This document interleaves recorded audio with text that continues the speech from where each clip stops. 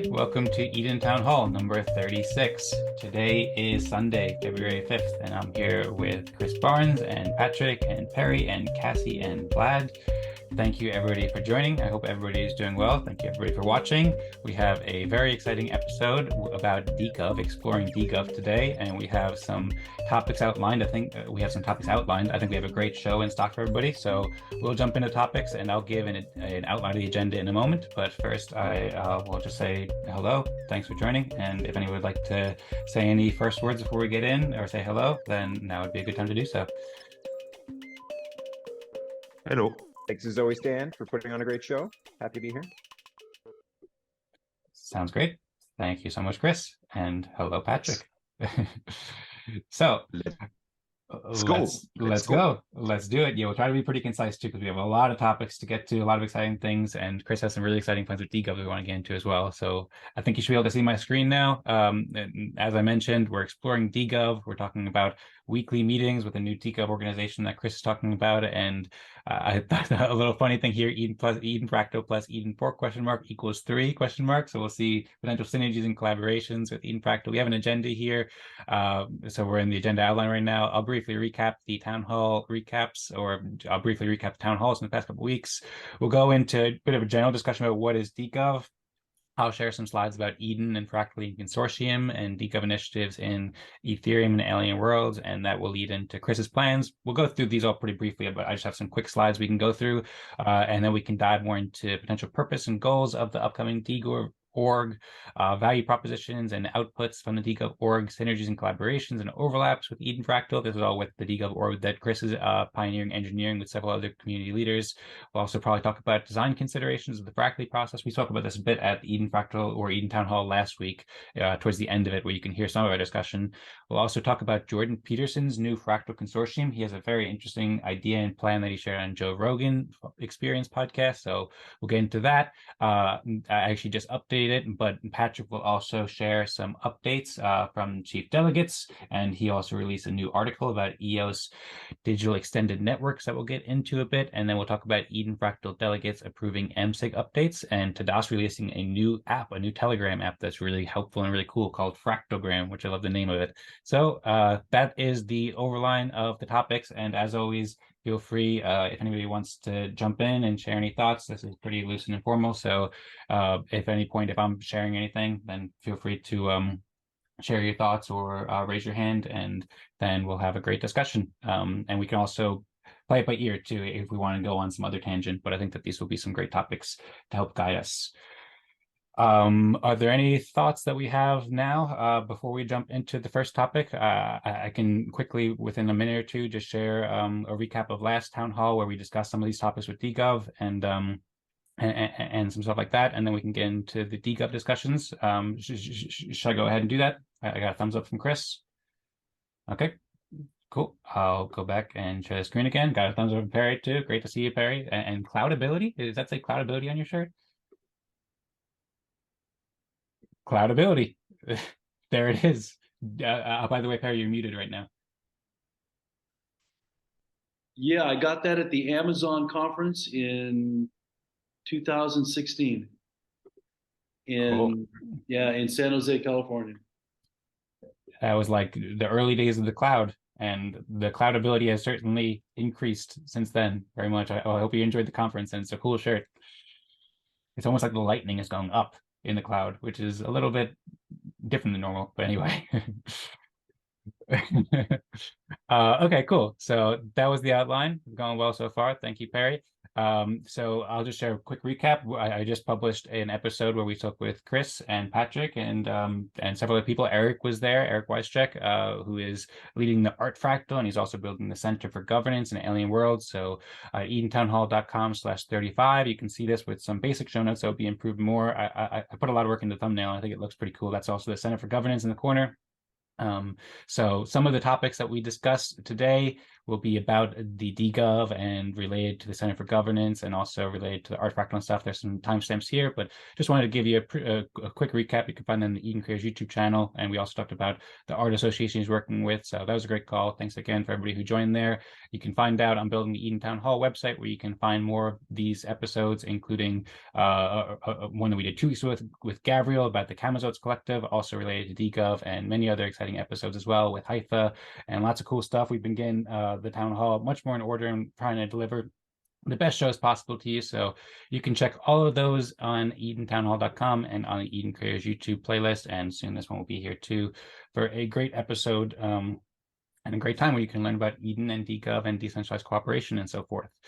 And I think with that, I'll just move on to the next topic, unless anybody has any thoughts to share about that. But the topic that we're really getting into today is exploring dGov. So we provided a brief outline, but I also provided, or I just put together some slides, some links for anybody. I mean, all of us on this call, we're quite familiar with dGov, decentralized governance is what it is short for. And we've been working with Eden and these communities for a long time, trying to help people cooperate better and help communities govern themselves better. But just for anybody who's watching for the first time or who's just joining, I figure I put together a couple of quick links or a couple of quick resources where people can learn more. So first off, there's the EdenElections.com site that Chris built with Waxa, and they put a lot of work into making this site. Really helpful introduction to the Eden elections process. You can check out a video that is quite well produced right at the top of it, and then you can scroll down and learn about what is Eden. It's a tool that empowers a new generation of organizations, community builders, and influencers to reshape how groups, teams, and movements select leaders and representatives in a democratic process free of corruption and capture. So that explains pretty well what we're trying to do with dGov, at least a big aspect of it, that we want to be able to help communities govern themselves without corruption, and to do so to help the community as much as possible, building confidence, connections, and also building friendships and all the great things. There's so much to go into it, and we can go much more into it in the future, but I just want to show you real quick the Eden Elections website where you can see a bunch of cool stuff about Eden. There's also the genesis.eden.eoscommunity.org site, where this is where we hold the elections, and we've held 5 of these so far officially. So we have the next one coming up on April 8th. Last time there was like 120 people who joined, who use this kind of fractal democratic process where we go into breakout rooms and elect leaders in small groups. So these links will all be in the descriptions. The chief delegates and many community members have been making videos each week to show how we're leading this community and how we're pioneering these dGov techniques. So that's on the Elections channel. It's also spread out quite a bit. There's an Eden on EOS channel as well, where there's chief delegate meetings from the first term when Chris was also a chief delegate, and Patrick is now a chief delegate. So he's got videos on that previous one that I showed. There's other places too. We're in the process of organizing all this content, but just showing you some places where you can find it. Also, ƒractally, so the founder of Eden, Dan Larimer, and his team, they built ƒractally afterwards. And this is a kind of a variant on the original Eden process where we still break into breakout rooms. We also rank contributions 1 through 6, and we have weekly meetings, and that's also a component that Chris is envisioning with the new dGov organization, and we do with the Eden Fractal process. So of course you can learn that at ƒractally.com. Just some quick high-level overviews. There's also a white paper here where you can see lots of details, and the introductory video where you can see Dan Larimer introduce ƒractally to the world and share a great summary. I've watched this video like 10 times probably, and I just watched it for the 10th time like a few days ago because I was curious to hear see how people must think about these things when they first visit these organizations. So really helpful information. You can find that at ƒractally.com, and I'm really excited about it. There's also a great blog too, one that Dan Larimer wrote called What is Fractal Democracy, which is quite related to what we're doing here with dGov, I think. I've been speaking for kind of a while, so of course feel free to jump in at any point, but I'll wrap up my introduction to dGov pretty soon in just a minute or two. We also have edenfractal.com. So for the past 36 weeks now, 35 weeks, we've been meeting every week on Wednesdays to help communities cooperate with EOS. So you can check out edenfractal.com, check out our videos, check out the details, and RSVP to join an event where we're using these processes every week. We have the videos up at edenfractal.com/videos where you can watch the full meetings. I'm planning to update this page. And we also have an interviews page too. I think I may have lost the interviews page. I don't know, but we have an interviews page. We just did an interview recently with Vlad, Patrick, Tadas, and myself. And also we have some cool interviews with Tadas and many other community members. And I've also been working on a welcome page with some new community members to help introduce people to these processes, because they can be a little bit complex at first, but trying to just share what we're doing with these consensus games. So that's kind of overview. Vlad has also building Consortium for the past 2 years or so, which is a great app for voting on applications to help provide signals for groups. So there's a bunch of different groups like Eden Fractal and CTF and so forth, where people can vote on polls. We use a lot in Eden Fractal, and Vlad also recently shared with me the first version of it, which has some great quotes from Friedrich Hayek and some great information about how consortium can help communities. We've also been working with Alien Worlds community. Eric has spoken with, he joined us last time about the Center for Governance, and Lisa joins often. Many Alien Worlds community members like Dwayne join. So that's another community that's closely aligned with Eden and trying to help people cooperate while playing games like Alien Worlds. So that's a really cool way to do it. And then lastly, too, in addition to what we're doing with EOS and Eden and so forth, there's a lot of great innovations in decentralized governance going on in the Ethereum space. So one leader that I'm a big fan of is Kevin Owocki. He's the founder of Gitcoin and also a Super Modular XYZ, and he hosts the Green Pill podcast, which is excellent. He just put out a tweet recently saying, can somebody please build a protocol for humans to come to consensus, which is kind of what we're doing here. So I'd like to reach out to him at some point soon. You can see Gitcoin over here, where people can get grants to build public goods, decentralized funding access, and empowering communities to run their own grants protocols. So super helpful stuff, and they have amazing art too. And now he's aiming to help build these tools out more with Super Modular. Just as a quick highlight, he's got some great episodes with Proof of Humanity with Santi Siri, who's doing a sort of similar project in Ethereum, which is really interesting. You can check that out, proofofhumanity.eth.limo.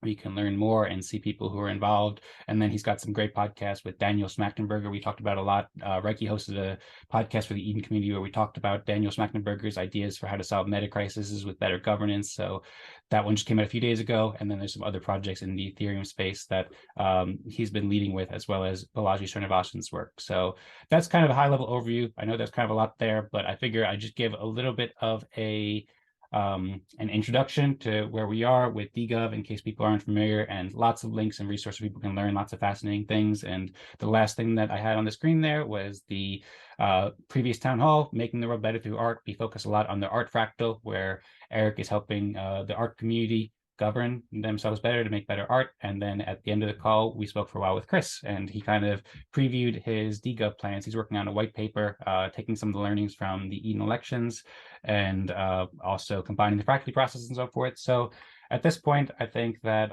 it's good to open it up, and I'll ask Chris, what do you think? And if you'd like to introduce a little bit of your project with dGov and what you're working on, and or perhaps just in general, like the importance of dGov. Feel free to take it in whatever direction that you like. Yeah, thanks. Well, awesome. Thanks, Dan.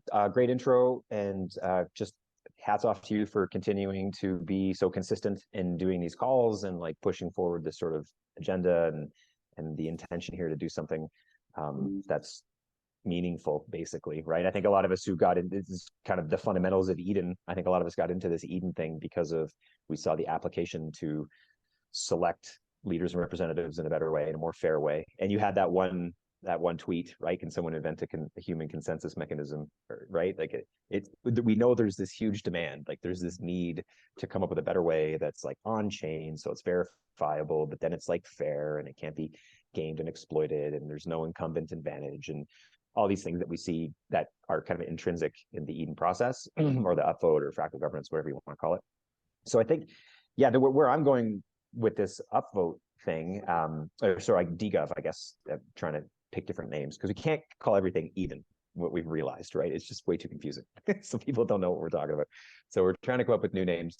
And I think for me personally, we've seen Eden has been a great, like I like the idea that we're talking about it as a sandbox where, and it's important because like anything in software development, and especially this is kind of like a game, we're making a game, like things change, like first of all, like things we didn't perceive or we didn't expect to take place in terms of how a game can be maybe exploited, or like there's hacks, so there's just holes in what we're trying to do here. And Eden, because it was arguably very incomplete, like Dan Larimer did an excellent job in creating what is the Eden community. But there are a bunch of issues in terms of this idea of intent of the community, intent of the code versus what is code as law. And we even see that in the bylaws. They don't cover every single aspect of the community, and it doesn't clarify. Like, one of the recent exploits that took place is we've had people join Eden and become an explicit proxy for someone else. So it's kind of a civil attack, right? It's you're taking yourself and you're making more of yourself essentially, and people are going to vote exactly like you say. But that's not explicitly in the bylaws, that you can't do that. Okay, fair point. So we see these issues, and I think what I'm trying to recognize is if we want to use this tool and this type of community for some sort of governance purpose, which was one of the underlying fundamental things we were trying to do with Eden, because Dan had said it many times, then we need to recognize some of these holes, and then, okay, well, where can we like tweak this game to be more suitable for the expression of governance and selecting for humans to have explicit governance influence, basically, right? So to that tweet. And Eden doesn't really do that. Like, I think that's what I've realized with the last election. There's still plenty of value and merit, and it can certainly serve a particular function, but I don't think it's quite suited for really digging into governance and being exploit proof and not able to be gamed and hacked. And if this governance organization has a lot of importance, and it has a lot of like sort of basically it's being leveraged to provide something really important to some other blockchain, EOS or other dApps or whatever, we need to harden it so it can't be attacked. So that's the intention. That maybe just to start it off from there, that's like the whole kind of point as I'm seeing it, is to deliver on something bigger than what we can see currently out there in terms of governance and bringing humans together, and just recognizing that the current Eden community has some gaps that we need to fill for. And that's the intention. And combining the ƒractally process with the upvote process is one of the really perfect. So there's like a problem with Eden, and how do you bring people in, but then put gates or rites of passage, and so that if you're going to participate and have a position of influence and become a chief delegate, you should be able to just be a brand new member and have that opportunity. And using the Eden or the ƒractally process actually creates a great way to do that, to create this kind of rite of passage aspect. So it's kind of neat to even just take a few of Dan's ideas and just kind of bake them together to create something that's more like a hybrid, but taking the best of both worlds. Awesome. Yeah, I completely agree. Thank you so much, Chris, for that introduction and all the great work that you're doing. I really appreciate you joining. And of course, you've been a very prominent leader in the Eden community and decentralized governance in the EOS community for a long time. I mean, you've been a chief delegate 4 times, I think. And so, or 3 times, I may be mistaken, but certainly several times. Official is 3. Yeah, officially, I think 3, and then trial elections 2. So lots. But thank you for saying that. And I've just been really committed to this. Like to me, it's like I'm not doing this because I want to be that cheat. Like, it's not about some personal, pat myself on the back or whatever. It's like I see real value in this process, and for me personally, the value is, how do we change the world more broadly? And the sandbox that is this Eden and this EOS, it's like our chance to like refine this process and make it really work and powerful, so other communities see it and be like, oh wow, look what these guys did. That's awesome. We should do the same thing. That to me is the ultimate goal. Is it's not about myself or even this group. It's about this tool, the process, and how it's really valuable, and getting other people to want to use it. That to me, that's hopefully where this goes. Yeah, absolutely. I completely agree. And I have appreciated, I mean, you've inspired me greatly over the past 2 years or so, since I became aware of your work and since you joined the Eden community, and also being the first Satoshi and then leading it with thought leadership and so forth. It's outcomes over ego. I'm completely aligned that we want to help our current community and people that we that we love and we spend a lot of time with and we know well, Patrick and Perry and Cassie and Vlad and everybody.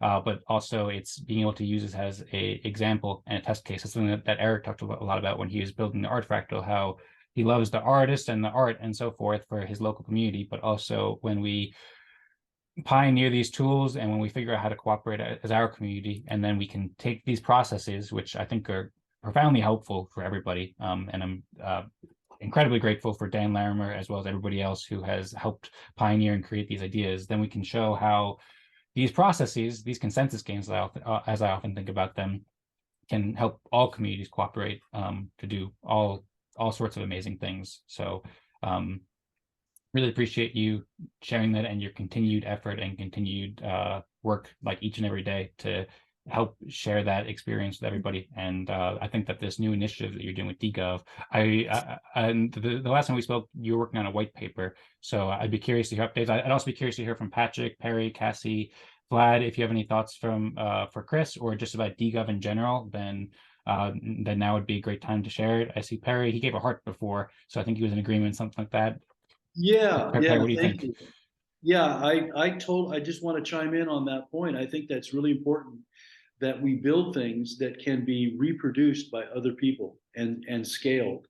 That's the super, creating something that's just for us I don't think is the point. That's not why I'm here. I'm here to contribute to something that can be shared and that can be spread to the world, and that addresses what in my mind seems like one of the highest priorities for the existence of humanity, right? I think that's why I'm here. I'm trying to create something, or I'm trying to contribute to something that is reproducible for other societies. So I really appreciate that point.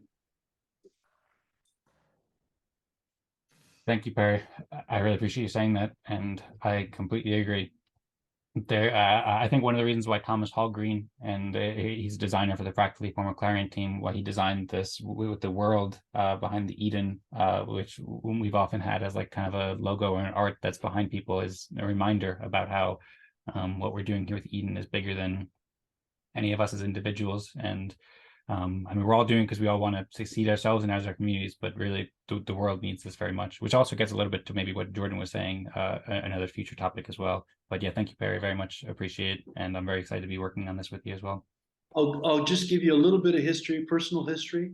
When I was 8 years old, I received from my grandfather and my grandmother, a framed photograph of what is sitting behind you, with a note written from top to bottom in his own hands.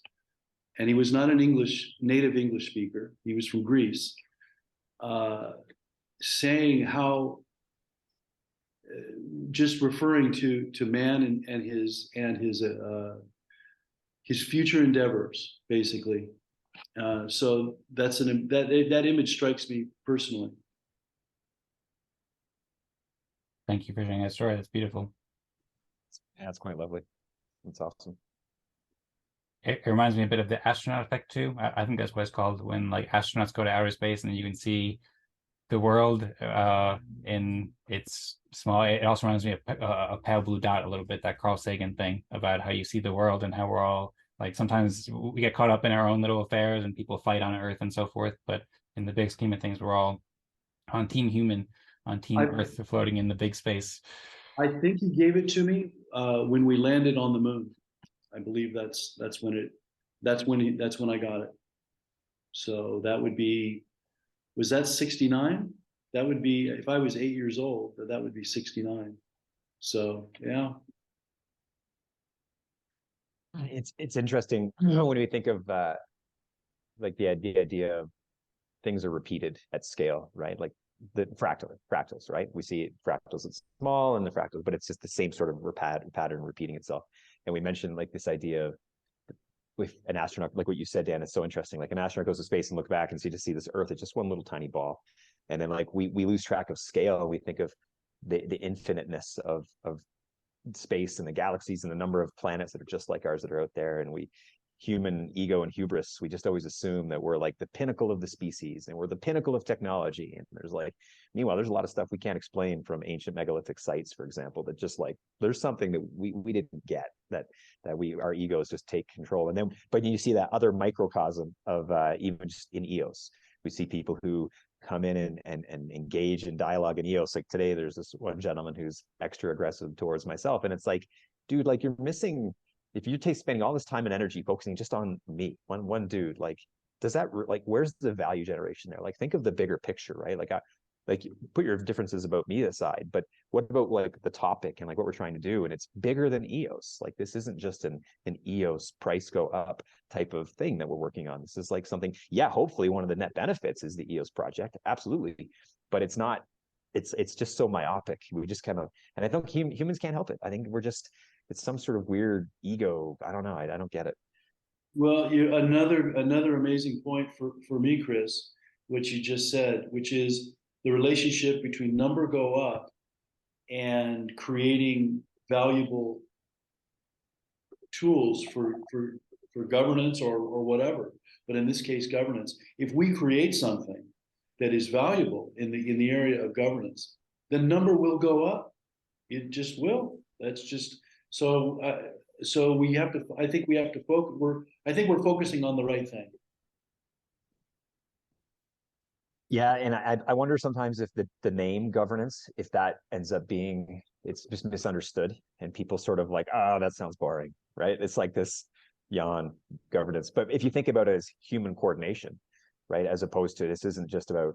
So there's in my late paper, I open it up with a line from Dan where he said, fractal governance is nothing short of a revolution in human coordination, which is so great. But then I asked the question, okay, but then what are we coordinating to do? And that's where I think that one of the fundamental questions we've seen in Eden is, well, okay, it says this process is a revolution in human coordination, but then to do what?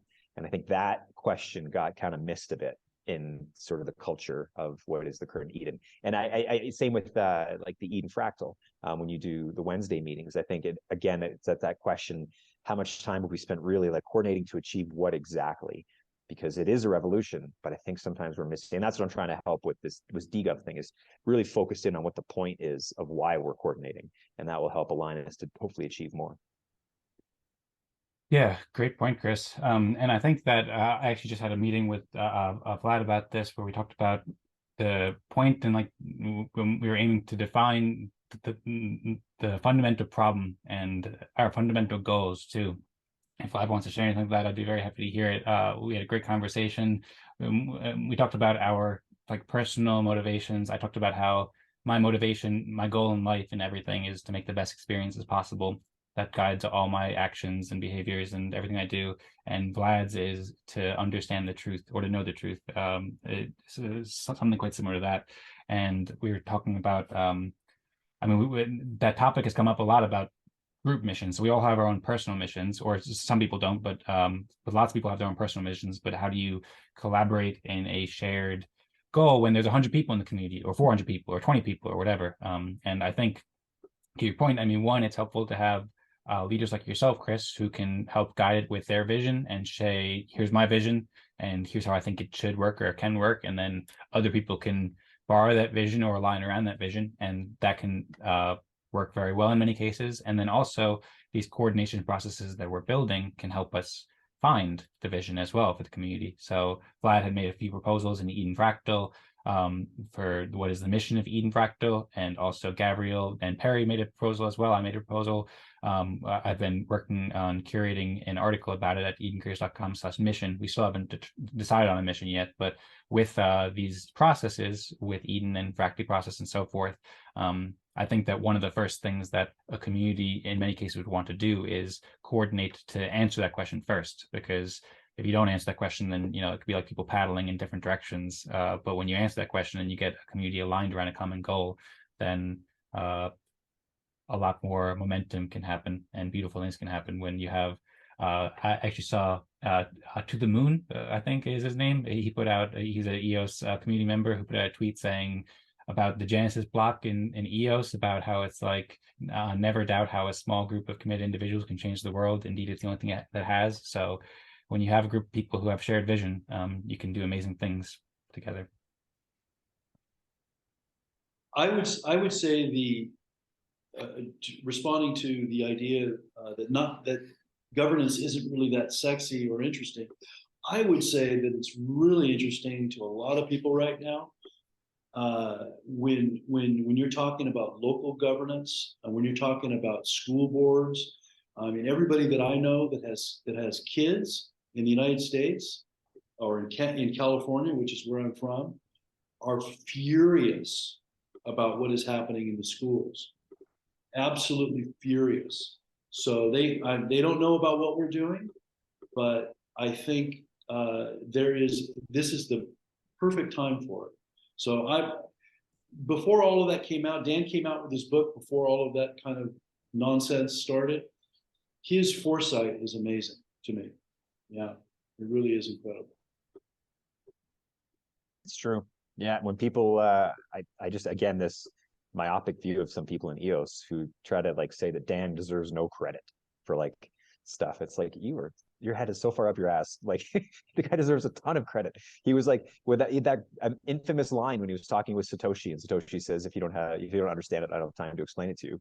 And it's like, Dan was right. Like there are scalability issues with Bitcoin as it's being presented. And Dan, he was much younger back then. I mean, the guy is absolutely brilliant. To anyone who tries to take away from that, obviously their egos are already inflated, or they just don't care. They just want to be a dickhead. But it's not to say that everything Dan has done is wonderful. Like I personally don't like the way he left Eden, but that doesn't take away from the brilliance that the guy has delivered. And we wouldn't be having this conversation if it wasn't for him. So yeah, kudos to Dan. Absolutely. And it reminds me, one thing that I should have added in my presentation there was the book More Equal Animals, which Dan wrote. It's More Equal Animals, A Subtle Guide to True Democracy. It's an amazing book, profoundly helpful, and has been at the base of my thinking and many people's thinking in the Eden community, a huge inspiration. So that's at the root of this in many ways, although also many of the things that we're doing, that book came out a couple of years ago, humans have been working on for a long time before that as well, of course. But I'm very grateful for Dan and recommend people checking out More Equal Animals if you haven't read it or haven't read it lately. Anyway, we have a lot more topics to discuss, so it's probably good to keep moving. Well, first off, I'd be interested if Patrick, Cassie, or Vlad want to share any thoughts about these general discussions about dGov and any of the stuff that Chris is working on. It would be great to hear from you, and feel free to share it. So some of the other topics that we had lined up that we thought we might be good to discuss with the dGov org. I mean, first, I'd be interested generally about what Chris's kind of timelines are and plans with dGov white paper or light paper, as you're saying it. We're also looking at value propositions and output. We were on the Heliosphere space a couple of days ago, and you're talking about how this can help gamers and artists and so forth. Also collaborations potentially with Jesse's project for SIB protection.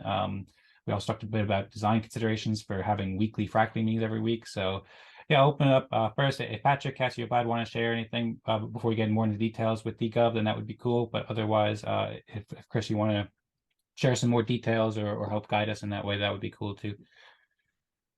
And much appreciated. And we see a thumbs up from Patrick. Yeah, I absolutely. I just want to make some shout out to, I think, to everyone here. I remember Cassie, I was into the same room with Dario Cesaro when we were on Eden election term. I don't remember, that was term 2 or something like this. I remember Chris at the very beginning interviewing him as a Satoshi future chief delegate. That was very great. I was very inspired about Eden and would interview him. And since then, I am just impressed by the evolution about the man, Chris. After all, we are humans, so I am just impressed by the evolution. And the last project now, dGov, and I'm very cool. That's resonate with what I am also pushing into Eden as a whole, not only about me, but we will discuss. And I feel me aligned in large part with this project dGov. I think that's good to have something dedicated for decentralized governance. That's very great. And otherwise, I would say let's move on. Sounds great. Thank you very much, Patrick. And I agree. As always, Cassie or Vlad, feel free to jump in. But if not, Chris, do you want to respond to Patrick or share some more details about what you're thinking about with dGov? Yes, of course. Yeah, Cassie did have one comment. She said, Dan has created a huge positive impact and we all met because of him. And yes, that image gave her the 2001 Space Odyssey, Dawn of Man vibes. To her, decentralized governance gives humans a possibility of a new dawn. Yeah, and she was in the same room as you, Patrick, on your first election. I remember of that. Thank you very much, Cassie, for sharing your thoughts. Absolutely. And I completely agree. And New Dawn, which also relate to EOS too, because the EOS is it's got some roots in the etymology with being the sun and so forth too. So perhaps some beautiful poetry there too. But yeah, thank you, Cassie. And I agree. It's very, very helpful and necessary. And yes, exactly. Together we rise. Yeah. So one thing I want to kind of get out there with this dGov thing. Beautiful. Yes. Is the idea that so it's creating. I want to bring people together who have this intention to create things, right? So and one of those things that I think is really hasn't been focused on. Like, I think there's a huge opportunity. There's a bit of a vacuum in this idea of governance as a service, where so we did a Twitter Spaces. Helios does one every Friday, and we did one this past Friday, and Dan from Immersis came on the call. And so Immersis is a metaverse project that lives on Wax. There's a few very active, great community members. Charlie Q, he's active in the chat. He's a great guy. And Dan, I've chatted with Dan a few times through Helios and the incubator, and he's like, again, trying to build this metaverse project. So it was interesting. It was great, impromptu. He hopped on, and it was the idea of, okay, so you're a game developer, you're building a game. That doesn't mean that he's also like a governance guy who wants to figure out how to solve dispute resolution, for example, right? He wants to build a game. Like, his passion is game design, and he wants to build something that people want to play. But there's a whole other aspect of games, and because they involve humans, of governance. And so, okay, what does that mean, right? So I think dispute resolution is one huge piece of what games and GameFi is going to need to solve. So it's like a question, like, this is a problem that exists, and I'm suggesting that we can create an organization that can be a solution to various problems. That's just one of them. So, and because recently I've been thinking about how do we align synergistically what we're trying to do here with the intentions of the EOS network itself. If EOS is going to be the net beneficiary of this effort, and we're all already in the EOS community, then let's try to see, can we align this group with a goal that also aligns with the network. And so we've seen GameFi is going to be a big focus of the EOS blockchain, as stated by Eve and ENF. And I think it's a great idea. Like, I think we can all probably appreciate that EOS missed out on DeFi a little bit, and it missed out on NFTs. And if the next big rush of user adoption and sort of the taking advantage of what blockchain offers is GameFi, then perfect. That's great that EOS has a focus for that. So then that just sort of, how can we position this Gov organization to be synergistic with GameFi? And I think Dan, when he came on that call, really pointed it out. He's like, oh yeah, well, when they have disputes, they've got a Discord channel, and they hash it out, and they'll do an AMA, and they just kind of like kludge through. And it's not really a systematic process that has like here's a clear set of ways that we deal with disputes. And so new users and gamers who come on, and they know exactly what to do, and they understand how it works. And so I think that, to me, is one of the many opportunities we have. And that's hopefully, as an organization, when we talk about the purpose, I'm still wrestling, like, and I want feedback on this. Like, what would be a good, clear mission statement or purpose of this org, right? We wrestled with this within Eden. Like, right now, we've just defaulted back to creating value for the EOS ecosystem, which is a terrible, because it's just too broad. It means too many things. It doesn't hone in individuals to focus on one thing. So I'm thinking of this line, for example: design, build, and deliver decentralized governance tools, products, or services for the benefit of this organization. So if you're a member of the org, you want to benefit this org. So like, somehow we want to like create something that it in and of itself benefits from it. So it's not just about EOS. EOS, if this is built on EOS, will be a net benefactor of how that works. But so to design something, so that means creating new things. It's very broad. Decentralized governance could be insurance as a service, MSIG as a service, account recovery as a service, GameFi dispute resolution as a service. That's where it fits into what Jesse's trying to do with the EOSBs. And, well, I guess it's not really EOSBs, but it's his Sybil protection and Sybil thing that he wants to try to build. He said one of the things he requires for that is dispute resolution, and he doesn't want to have to build it from scratch, nor did Dan from Immersis want to have to build dispute resolution from scratch. So if we can offer that as a service, where we have a group of individuals and we provide a service, a product or service that explicitly addresses this one thing, we can have people join this org and work on various different things. But as long as they all sort of fit within this structure, we can show up in a ƒractally meeting now and talk about, okay, well, what did you do to design, build, or deliver tools, decentralized governance tools, products or services that benefited this organization? And Jesse could come on and say, well, I'm working on this and it's going to leverage this part of your tool. And so I'm helping you with clarifying what the inputs are and how does an external organization leverage this service? Like, how does that work? So I just think it's pretty broad, and yet it's probably focused enough that it can bring us kind of all pushing in the same direction. And so GameFi, again, going back to that point, is now we have various games hopefully going to deploy on EOS. And I would point out any Antelope chain, because now with IBC, we can create something that lives on EOS, for example, but we can have API calls and we can have now interactions with other blockchains and the games that exist on those blockchains. So now this becomes something that isn't just good for EOS, it's good for all of these suite of chains that are hopefully like coming together in a rising tide, lifting all ships, and leveraging the various products and services that exist on the various chains. And now a game from any of these, including EOS, can leverage this dispute resolution, for example, service that we can provide. So, I mean, that's kind of the bigger goal here, is to take all of these governance aspects that we have in our minds and bring people together who are passionate about that and have us all collectively work on governance. But it doesn't have to be the same thing. We can have various different circles within the organization that have different sort of niche focuses. And the way the treasury works now too is that those who are elected to be the chief delegates and the L1 delegates are able to explicitly give funding from the treasury to a project. It no longer has to go through this. It's not theft. It won't be suggested. Currently, the current Eden, the example of the analogy is, which I don't think is necessarily accurate, is if you take money from the treasury outside of the monthly distribution, you're stealing from the community. And that's a tough stigma to get over when that's painted, right? So it's tough to get around that. But in this case, because we can start from scratch here, let's say, no, those who are chief delegates are like board members, traditional board members, and they can spend outside of the traditional monthly distribution, which is only meant in this case to pay people's time. Essentially, it's like a stipend for your time. And so, so I think there's more opportunity there, and we can be more pointed on building something if you can take part of a treasury and actually give it explicitly to a project that's trying to build something like an API interface. This is what Phoenix spoke about, and having like an API where Dan from Immersis can tie into the API that is created for us through IBC, even because he's on Wax.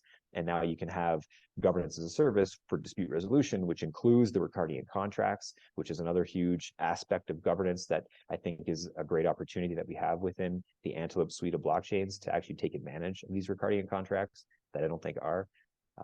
So there's a bit, I don't know, I'll leave it there for some feedback. Sounds great, Chris. Thank you so much for sharing all the details about that. So I'll go first, I think, and I'll share some of the things I heard there, and then I'm very interested to hear what Patrick, Perry, and Cassian and Vlad think. I saw Vlad wrote in the chat, governance as a service is a great idea. He fully supports that as a focus for Eden, and Patrick also wrote same as a CD.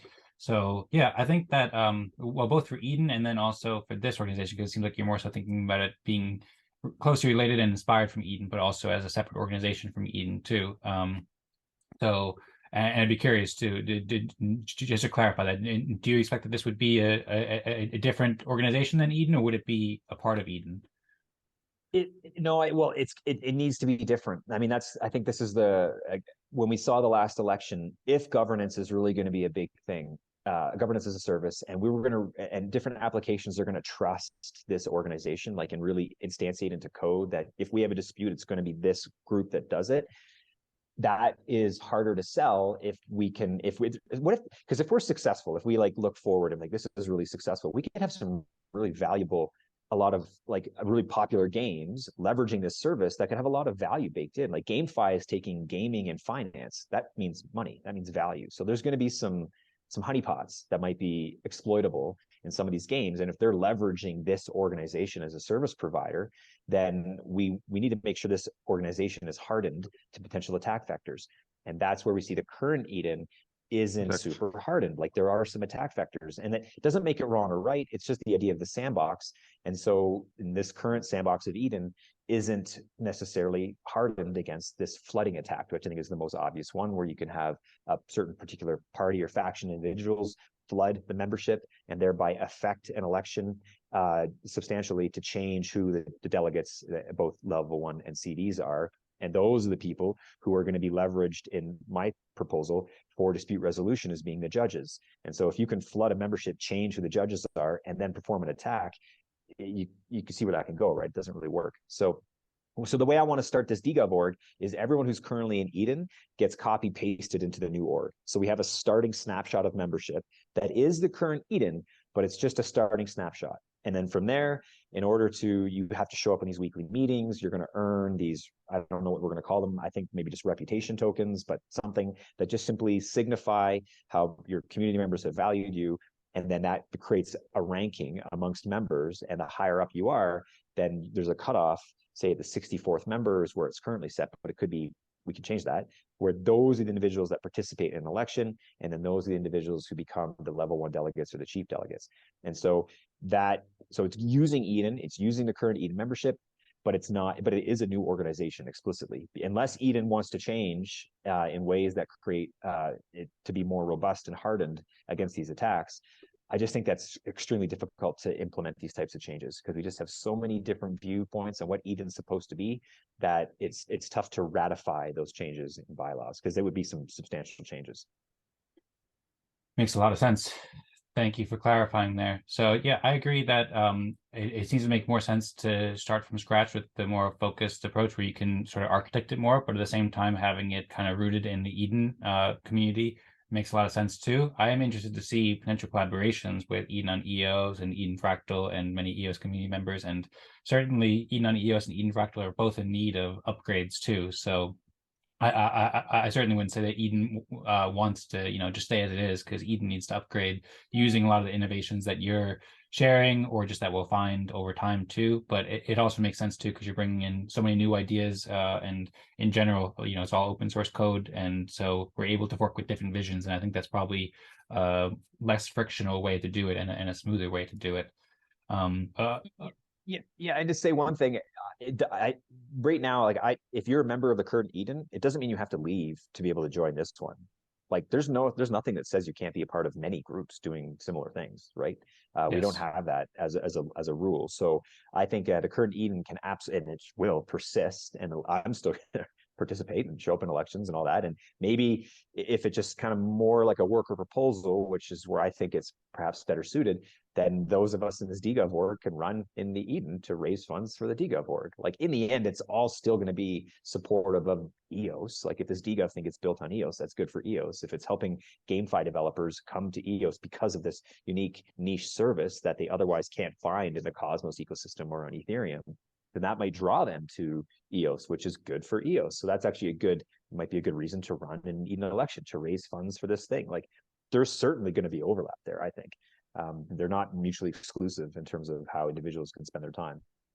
Yeah, absolutely. And it's a big service to the community because, one, it helps, it can provide a way where, there are people with different visions in Eden, but it can make it simpler because each person can kind of focus on what they want to do without having everything muddled together in one spot. And then also, I just think it's great too. Like we want to and we need to grow this more. So the fact that you're planning to do a weekly meeting with the ƒractally process to experiment with this and help facilitate this. This is a great way for community members to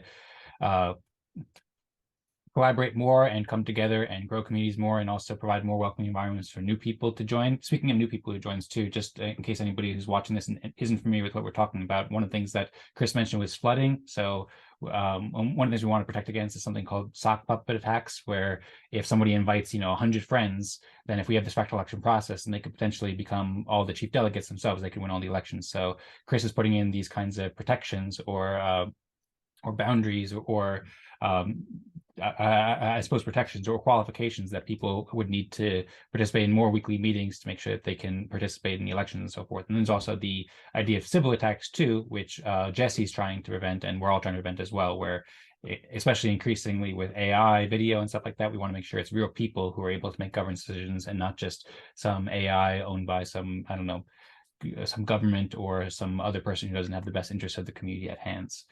So yeah, so overall, I love the focus, and I also love the focus with GameFi too. I think GameFi is going to be a huge trend, and it's also great.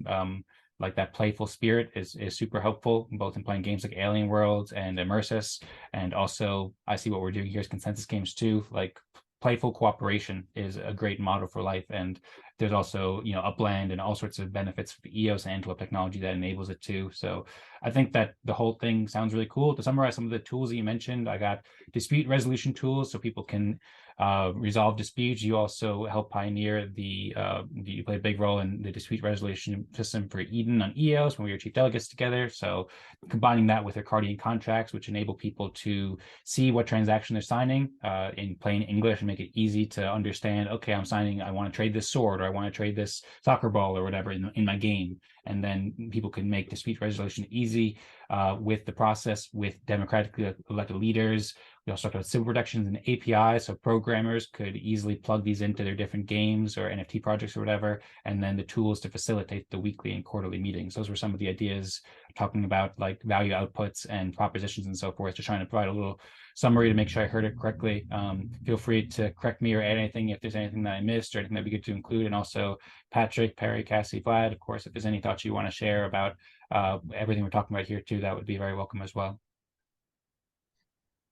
Yeah, so that's it, Dan. I think the GameFi thing for me, this is why this light paper / white paper is taking much longer, because I keep adding to it, right? So this GameFi thing didn't really, it wasn't really, the governance as a service was definitely where I thought this could go. And one of the first customers would be the Eden Smart, or now the EOS Smart Proxy.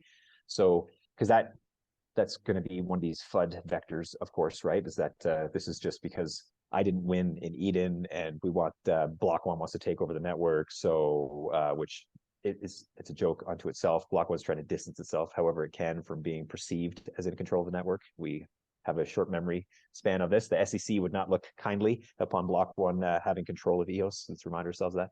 So the EOS Smart Proxy is going to be a customer of this particular service org, right? Because that proxy requires a decentralized style community that's selecting trusted leaders and representatives to help operate the proxy. Like, so it needs something that's hardened and not able to be captured. So now, like, the current Eden actually isn't really appropriate for the proxy, because if the proxy established a significant amount of stake and it had a lot of power, then, and it's leveraging this Eden community as it stands today, well, that Eden community can be captured. And so that means the proxy, if it's truly decentralized and leveraging this community, could also be captured. Well, that's a problem, right? So as being one of the first people involved with that proxy, that also is like, well, wait a minute, we need something better here, because this isn't going to work.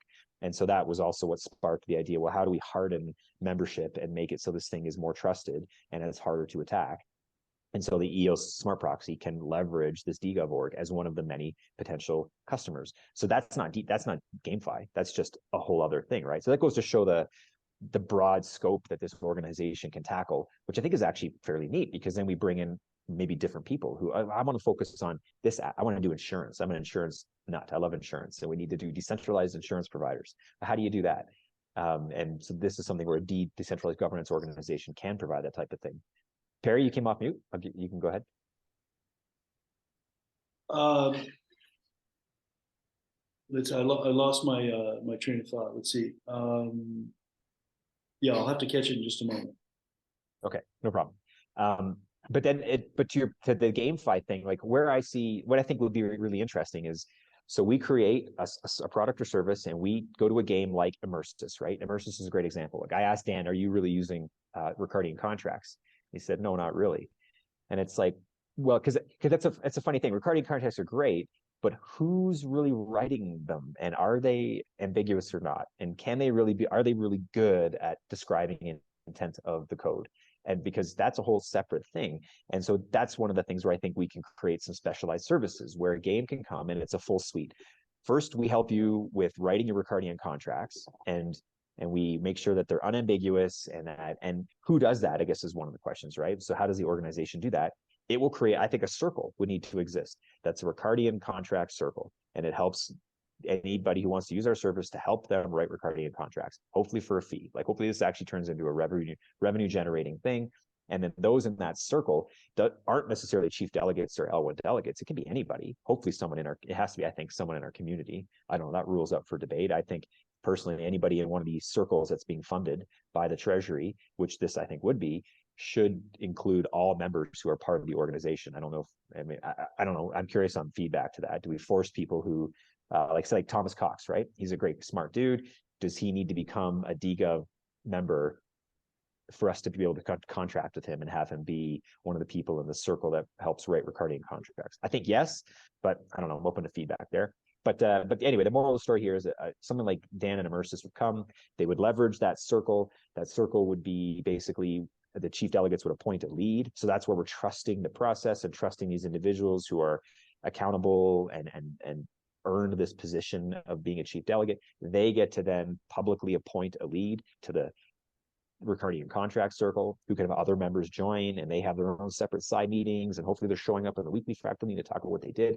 But they then they do like business development, and they reach out to different customers. Like we can have a business development circle that's looking out and knows the list of the products and services we have, and they start to advertise and like bring in customers that go to the Ricardian contract circle. So now these people help them write their Ricardian contracts, and this game now has unambiguous, beautiful Ricardian contracts. And then they leverage the dispute resolution circle, who has like a lead, which I'm currently the lead of the Eden version of this, where it's like, here's the process and here's the web form and here's how that works. And then so it all just kind of fits together, if that makes sense. So you have these specialties embodied in circles, which then all have like this nice Venn diagram where we're all overlapping, and hopefully they get funding from the Treasury to help fund them, which has its own proposed process in my light paper about how funding would work and how there's checks and balances, and there's CapEx versus OpEx. And I think that's an important distinguishing thing that some of us in finance don't have.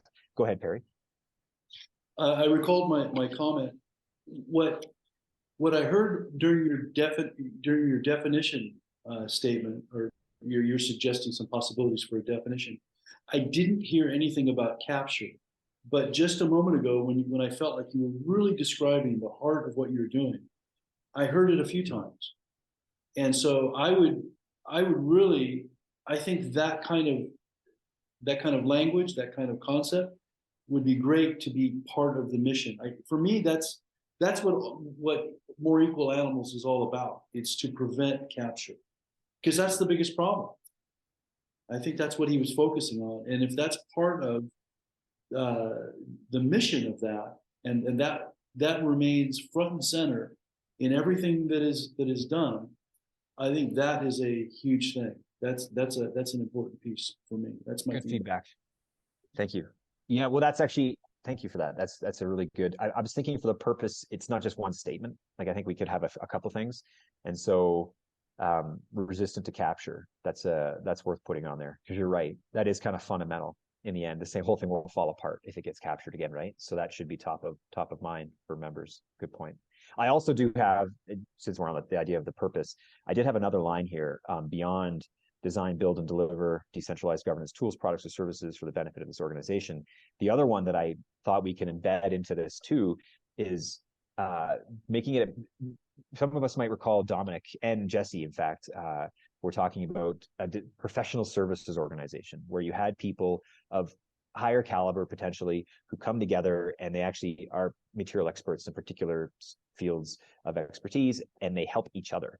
So one of the potential also purposes is we support members with our own projects and personal development. So it's actually like, so we could have like a roster. Like I'm thinking one of the things we'd be able to have, which dApps who are leveraging our GameFi services, for example, would want to see who's in this organization. And we would have a roster that basically has a bit of a resume of individuals. And so like, what services can I provide? Well, I know renewable power stuff, right? So maybe there's a member who has questions about renewable power stuff, and it doesn't all have to be just governance or whatever, but we're still building this network of professional individuals who list out what we can do, and we actually try to like help each other, and we provide services, and we can even have like a rate sheet, like we can even like charge for our services internally and create this like really solid cohesive community that helps each other in many ways beyond just governance tools, or in this case the other addition of resistance to capture. I just think there's another angle. Maybe it's adding too much to it, but it's like if you have a community like I want to create like that, don't we all want to be part of a community, right? Like that's super important for humans, like to feel like, and it's, I think it's bigger. It's like just like bringing us together and finding other ways for us to like get to know each other and help each other is also, I think, a really good side benefit of this. That's another point that rings true. Oh, go ahead. Was that Dan? Yeah, that was me. Yeah, go ahead. Yeah, I was gonna say I completely agree, and I appreciate the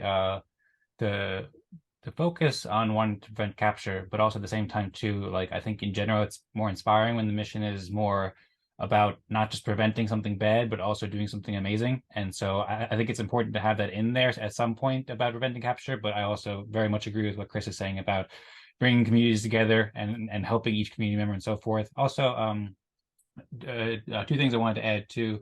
One, just a general note of the time, we still have several topics left. We don't have to get to all of them, but we had agreed that everyone could stay, I think, until like 18 UTC, which has been a half hour or so. So we could move on to other topics. I'm also happy to stay longer if we want, but want to be respectful of everybody's time. I think I'd mention it. Also, Patrick just turned his camera off, but at some point he had raised his hand a little bit, and I thought there was something he wanted to say, but if that time is gone, sorry we didn't get to it sooner, Patrick, but would be very curious to hear your thoughts if that's still a relevant topic that you wanted to share. And then also, Perry, was something that you wanted to say there? I just wanted to say that idea also rings true to me, and it was one of the things that when I was reading More Equal Animals, it rang really true with me, which was Dan was simultaneously focused on things of a higher order, like a higher purpose, but at the same time, and this is the genius of what he presented, at the same time, he was focused on incentivizing people to do those things. So getting people paid and incentivizing them is a huge part of it. I would say it's an equal part of it. It's what drives the thing, is to somehow figure out how to incentivize people to do great things. It's not the easy thing, but I agree, that's an important piece of the whole picture. Yep, I agree very much. Thank you for sharing those thoughts, Barry.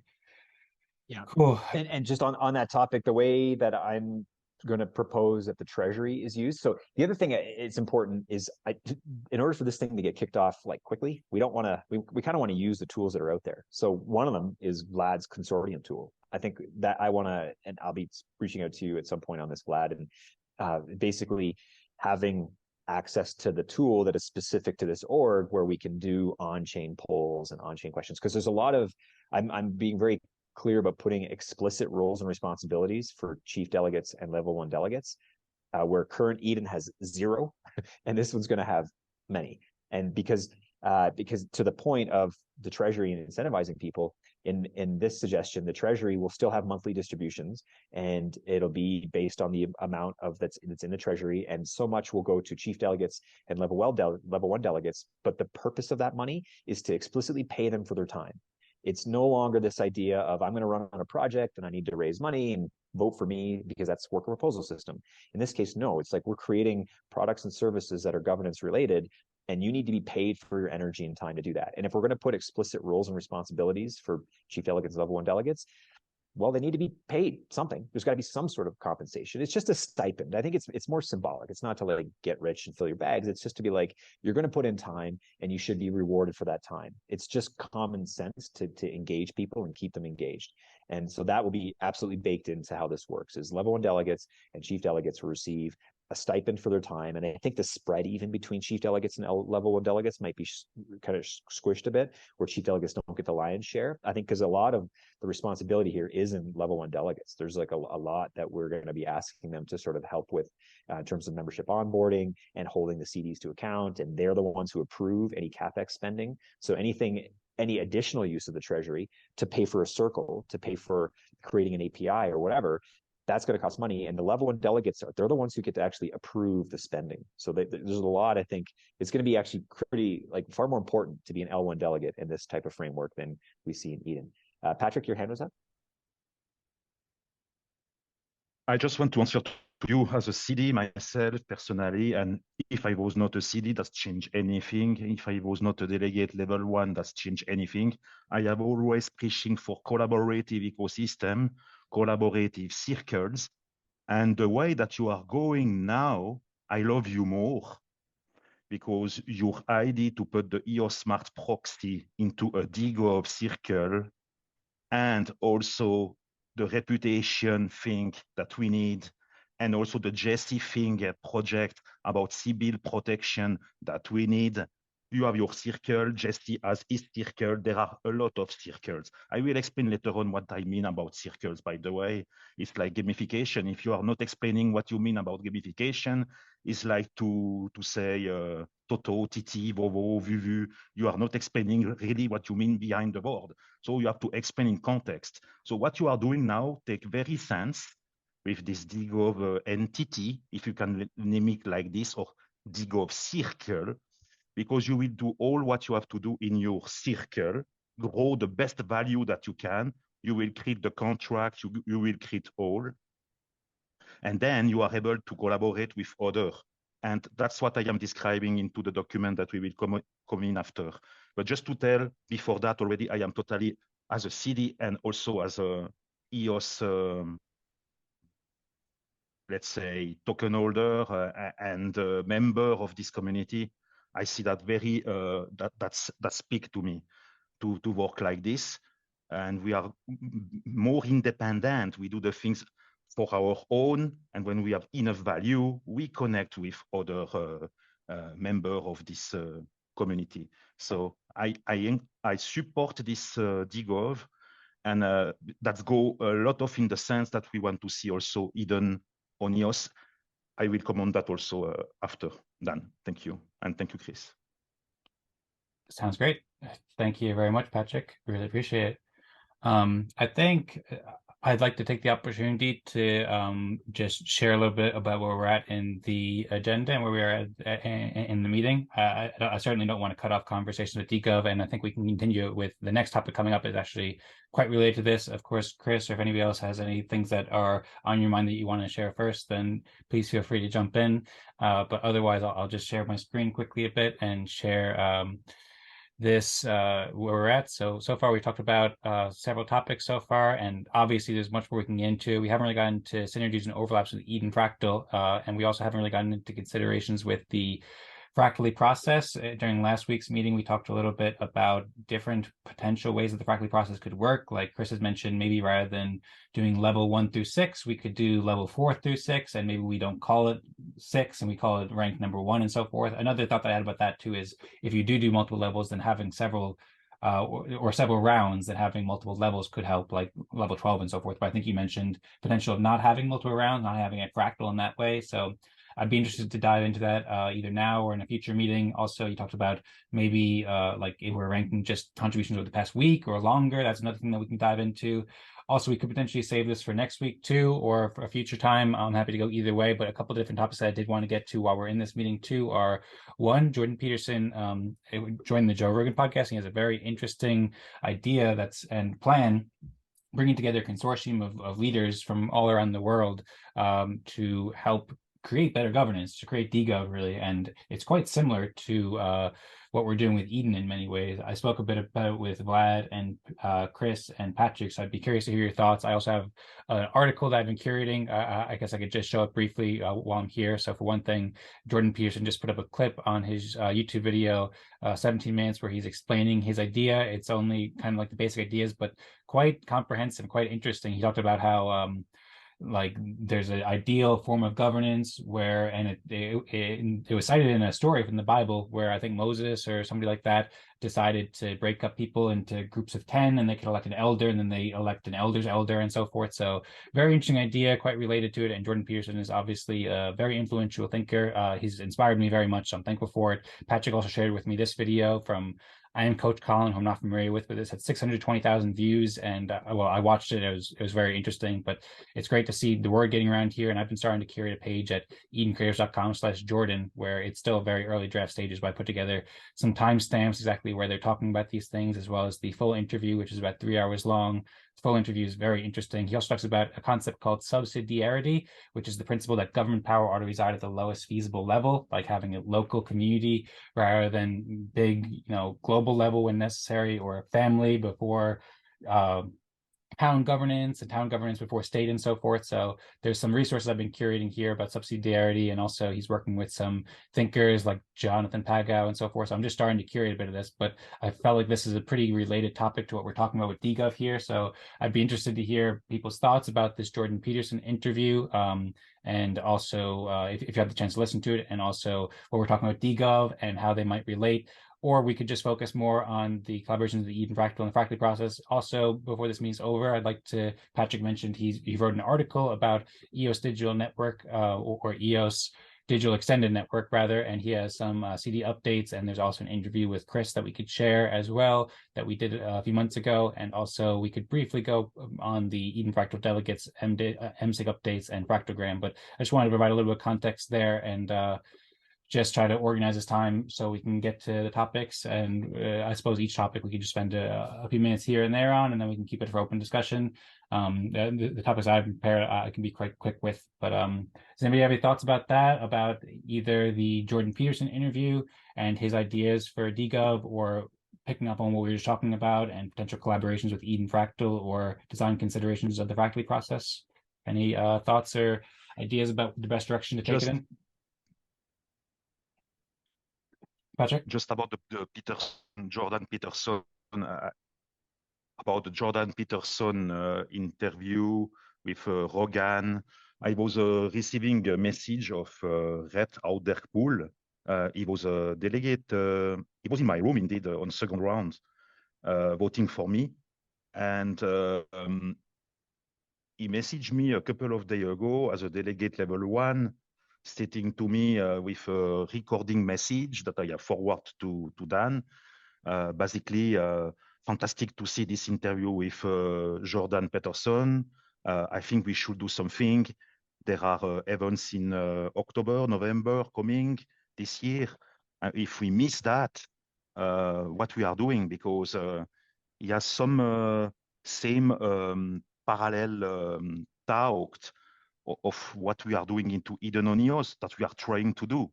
So I was just sharing to Dan, because I think you are the best one to see how to merge that with connect that with Edenton Hall and with Idoneos. You can do the best connection.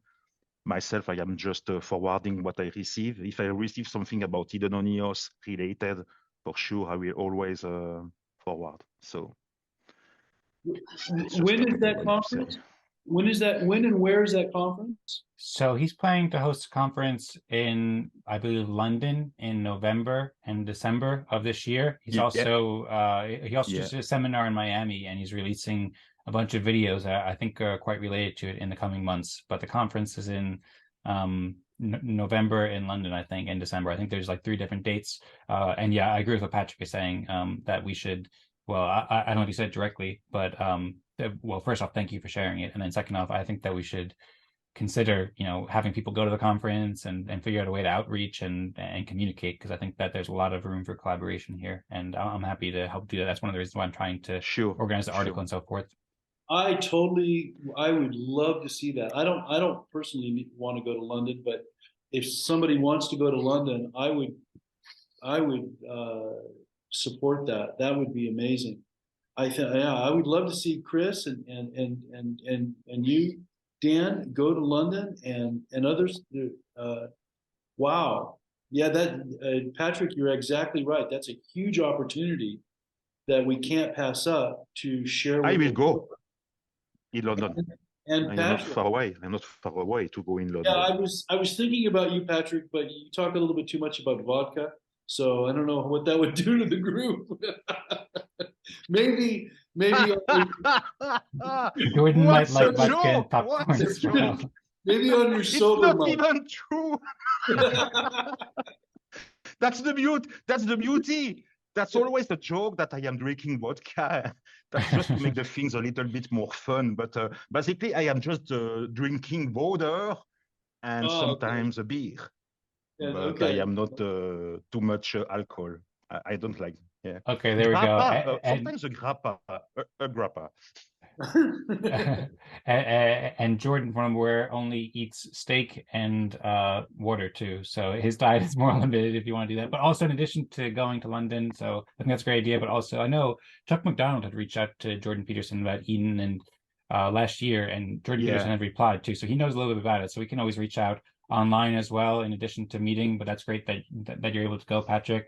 Yeah, so I think it's amazing. I've listened to the interview several times, or I've listened to the whole interview, and then I listened to that specific clip like 3 or 4 times as I was making the timestamps and sharing and trying to internalize it. Also, just a lot of inspiring things he was sharing. He's a great leader in many ways. We have a lot of work to do until there. For sure, we want to get a lot of work to do until there. Oh yeah, we want to get our house in order, as he would say, first, and clean our rooms so that we can provide a welcoming situation where he can easily understand it. Because right now we have all these resources in different places, so we want to make a good pitch and a good presentation. I'd be interested, Chris, if you have any thoughts about that, or Cassie or Vlad. There's other topics too that we had listed, so I'd be happy to dive more deeply into Eden Fractal collaborations with dGov and ƒractally design processes. One thing I'll just say, I think that Eden Fractal and the dGov organization absolutely should collaborate, and there's many ways we can collaborate. It's perhaps a long discussion, but I'm happy to discuss that now or in the future at some point. But Chris, do you have any thoughts about this? Yeah, for the Jordan Peterson thing, I haven't listened to his interview yet with Joe Rogan, but I will this weekend for sure. Or well, today's the weekend, so I will listen to it later today because I think it sounds like it's something we need to dial in on and probably can reference some of his points. Yeah. In terms of the overlap and the synergies with the Eden Fractal and this, I think there's a ton. Certainly, a lot of the participating individuals in the Eden Fractal, I think, are going to be interested in participating in this. So, but I recognize it's different, right? So I don't want to sort of, So I don't know. You guys, in the end, I'm not as active in the Eden Fractal. Just the timing often is hard, actually, but. So I don't know what that looks like. I'm hoping there's a lot of overlap. If it can become the same thing, I think that would be a beautiful thing. But I don't want to like that. That might be too much. So I don't know. It's up to your group, right, and what you guys think. But certainly there's overlap. And in terms of the question about the tweaks to the process, where it's only one round, I think that's that's deliberate.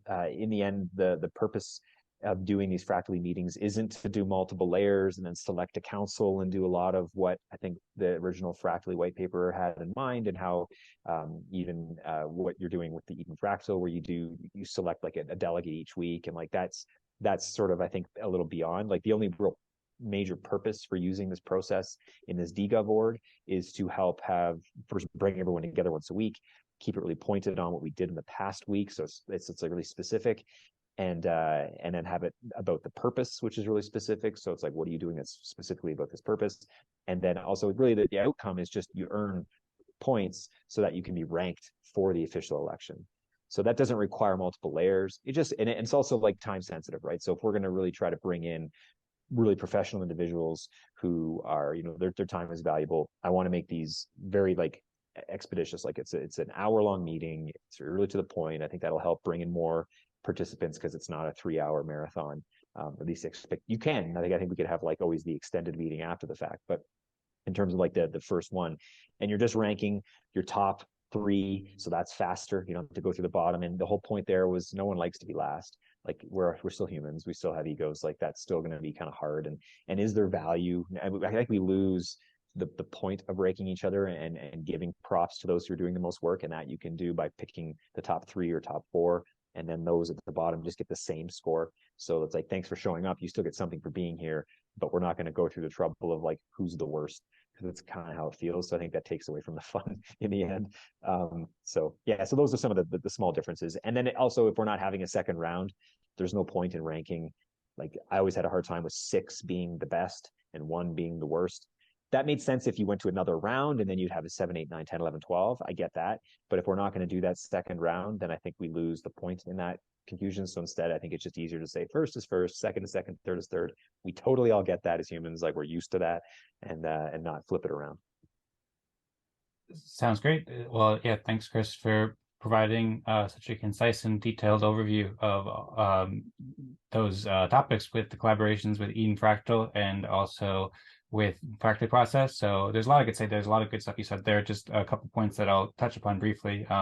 One, yeah, so as I said, I think that there absolutely should be and will be many synergies and overlaps and collaborations with this dGov organization, Eden Fractal. They could potentially be very merged in some way. I know you mentioned that at some point, but also said, you're bringing a lot of vision too. So we'll see what the Eden Fractal community members want. I would encourage you, one, to definitely share the white paper and the light paper when it's more ready. I'll share this video in the Eden Fractal groups, of course, so people can see it and discuss it. We have the proposal system where we vote on proposals. So once we have more firm information or more share information, then you could potentially make a proposal, or anybody could make a proposal for to both bring it up as a discussion topic where we discuss at the Eden Fractal meetings and weigh out pros and cons or various considerations. And we could also make a proposal too. So if we wanted to make any changes to the protocol by which the Eden Fractal operates with and include some of the, or however much of the designs that you have, then those are all possibilities that could be decided by the delegates in Eden Fractal.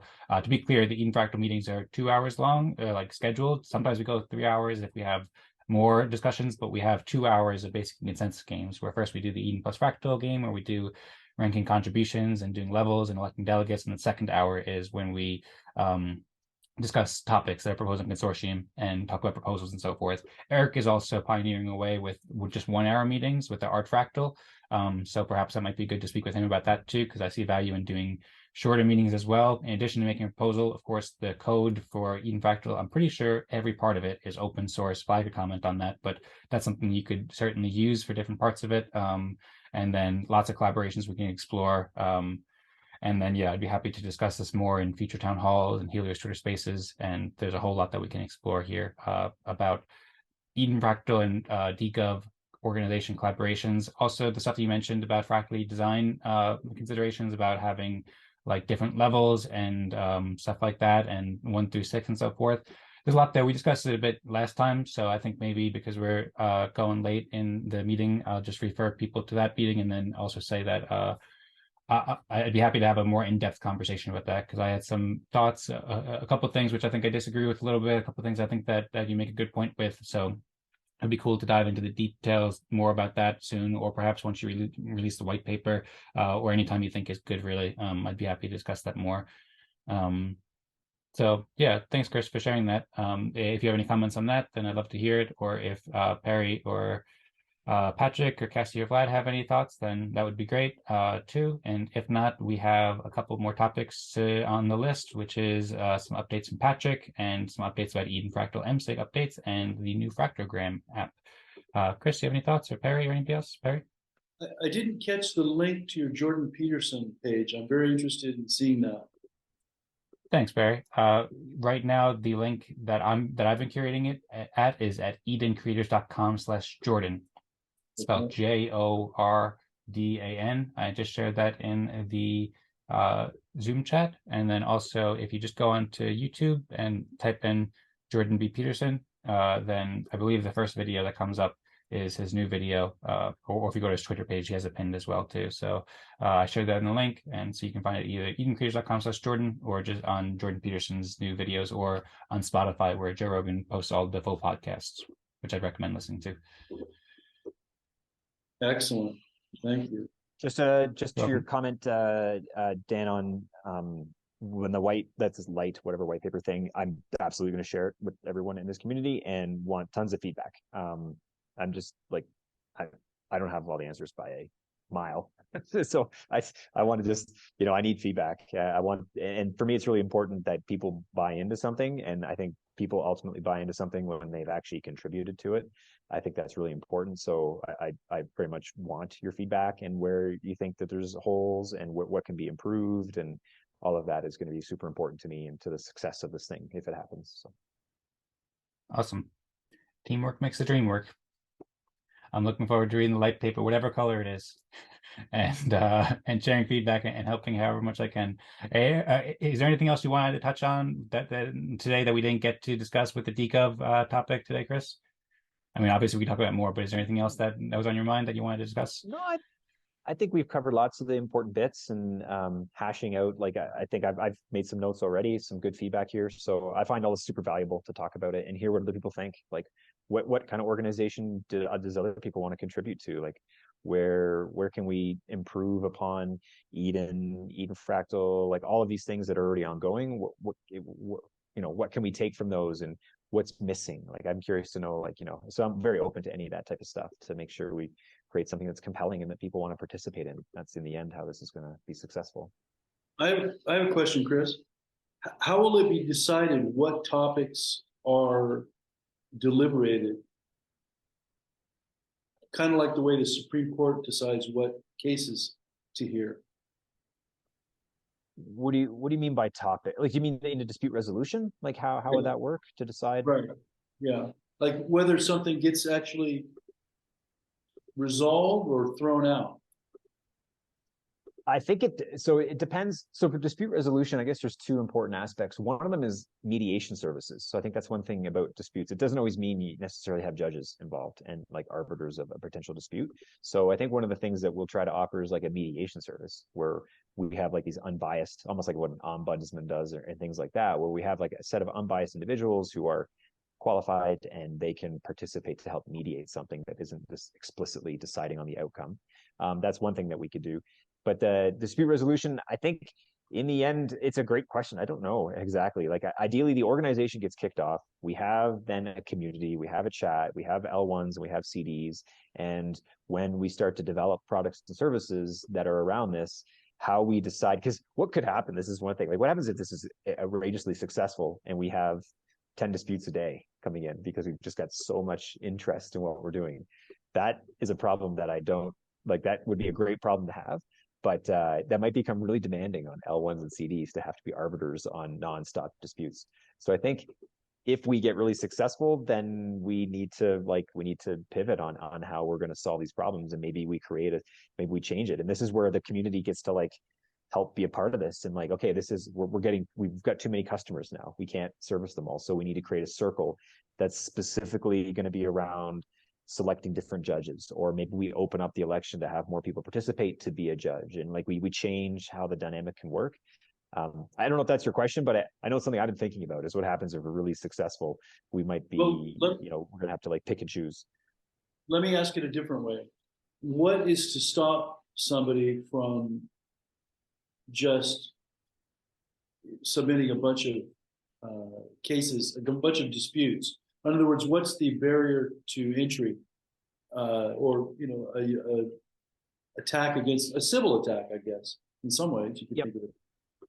Sure. Yeah. I think in the end, so there's going to be that idea of posting collateral for a dispute. So there will be a cost associated. Like I think that's really useful to prevent spam, is to actually force some skin to be put into the game in this example. So that's going to be part of it. And so how does that work? I think that's where there's going to be like a proper code developed. There needs to be a bit of an API and an interface this is going to get complicated, because if we really consider the IBC aspect, we've got a game on Wax and they're going to leverage our service. So then how do they post collateral, and how do you submit a claim, for example? And maybe we've got one of the jobs in this dispute resolution circle is to filter the spam.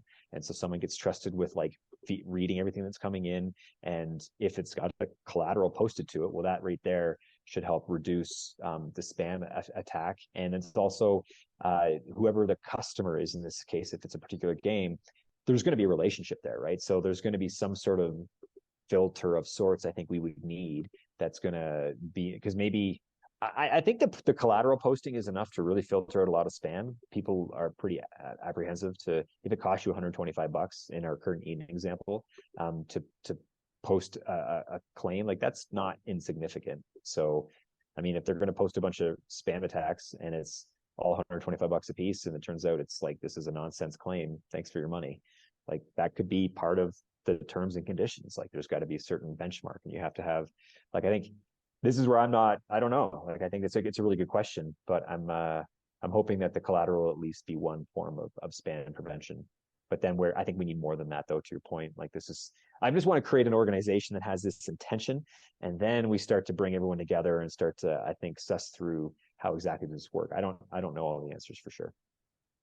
So Thank you, Chris and Perry. Perry, You're on. Perry, you're muted, by the way. I would also suggest, I want to hear what Perry thinks, but I'd also suggest we move on to the next topic because we still have a couple topics and we're almost at the top of the hour. I'd love to give at least a few minutes to each of these topics so everybody can hear it.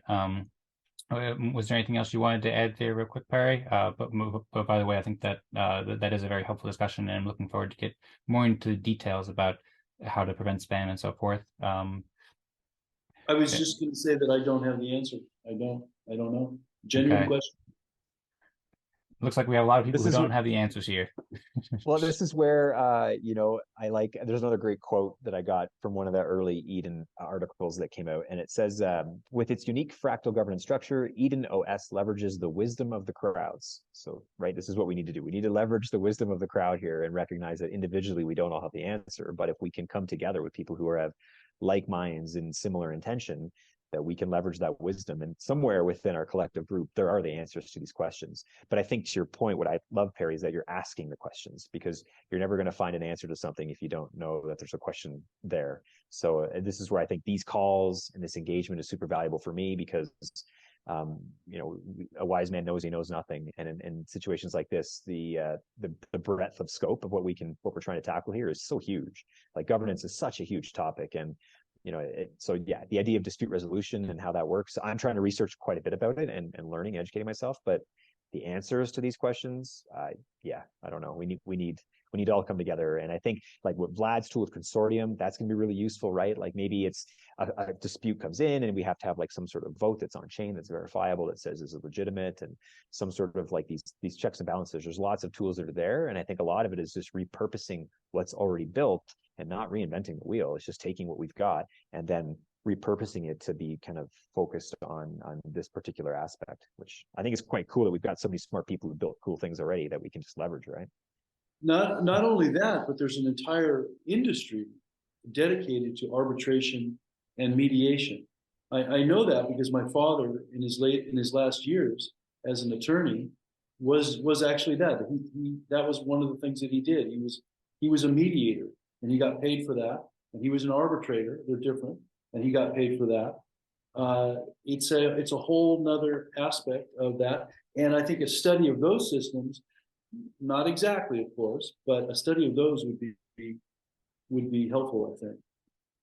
Yeah, that's exactly it. And one of the things that I think this came up with Dan from Immersis when he was saying, it's like we want to create a framework where a game player comes in, joins, agrees to the terms and conditions via signing. Like, when you create your account, it's embedded in a Ricardian contract, which is basically you've agreed to these. And the terms there say that if you have a dispute, this is the process you're going to use. If you have something you need mediation or whatever, this is the process, this is the body that we're creating. And so, to your point, Perry, there's lots of orgs that already do this. There's tons. But we want to sort of say, like, this is the decentralized version of that organization. Now we're creating like a decentralized web of individuals from around the world who have all semi-doxed themselves. You can still use a fake name, but you got to use your face. And this is where we're providing that service, and you're not going to go to these existing institutions that are more predicated on the traditional legal systems and in the real world. Like, we want to create this decentralized way of doing this. So it's like not reinventing. We take what these people already do, but we now transpose that onto a decentralized community to offer the same service. Excellent points and great discussion. And I completely agree. There's a lot of questions we need to ask and a lot of collaborations we can make with to help many communities. So thank you, Perry, and thank you, Chris, for these discussions. I'm looking forward to also listening to these again to think about them more in detail. With that, we're almost at the top of the hour. If everybody's able to, if people have to go, of course, then that's okay and understandable. I appreciate everybody being here for almost 2 hours already. If everybody can stick around for maybe 15 more minutes too, then that would be cool, because we do have a couple other exciting topics that I'd like to get into before we close it up. And that would be a total recording, which would be pretty on par. One thing I think would be really cool that you might be particularly interested in, Chris, is ƒractally, which is the new app that Tadas just built with Telegram. Facilitates weekly meetings and makes it much easier, and it combines with the tools that Vlad has been building for Eden Fractal and also for the Zeos Fractal too. So that'll be I think the last topic that we can get into in maybe 10 minutes or so, if you're able to stick around. But it's a really neat interface and really neat app, and Tadas does amazing work. But before we get to that, I'll share an update about the MSIG updates. But first, if Patrick's still here, I know he had some issues with the camera.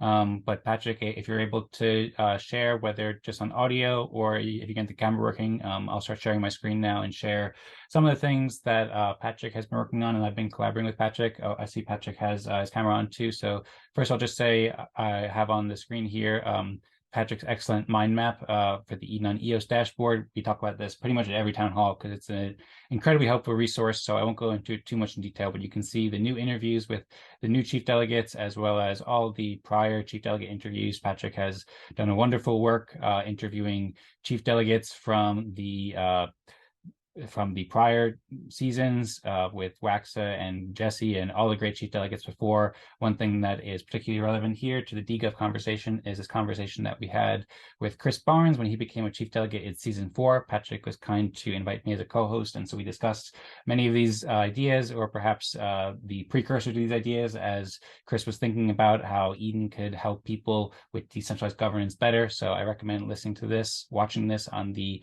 Nova Crypto YouTube channel, as well as checking out his mind map. Links will be in the description to see all the great interviews. A super helpful resource, especially for people who are new to the community and trying to wrap their head around and organize it and so forth. And then also Patrick wrote an article that looks very interesting. Patrick's been talking a lot about actually, I brought up the wrong link here. Sorry about that. Patrick also shared a great update from Eve too, but Patrick shared an update, an article that looks very interesting about EOS digital extended networks. I know he's been talking about it a lot lately, and I'm excited. I've only had the chance to read a little bit so far, but I've heard him talk about it quite a few times, and it sounds very exciting. So I can pull up the other tweet. My apologies, Patrick, for picking up the wrong one. But if you want to share some thoughts about this article, or also you said you had some chief delegate updates too. You've been doing a lot of work in hosting chief delegate meetings with Joshua and Nathan. So feel free to let me know what you think is best, Patrick. If you want me to keep sharing the screen, I can scroll through it, or I can stop the share. We can just talk about it. But it's yeah. What do you think is best, Patrick? Yeah, the best is to go straight. So for this document, you have not even to read that now. You have just to post the link into the discussion chat here, and the people like Perry, Chris, and others can go there and read.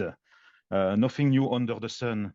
I am totally aligned with that since, let's say, 2 years now, that we have to do the things very extended around the networks, or let's say around the ecosystems. So I was finding my doubt, assembling my thought, and I was writing this document yesterday in my afternoon, and I took about 4 hours to write something very well crafted here to explain what we are doing into Eden Fractal, what we are doing with the brainstorming session that help us when we have to dive into complex proposals, when we are into Eden Fractal.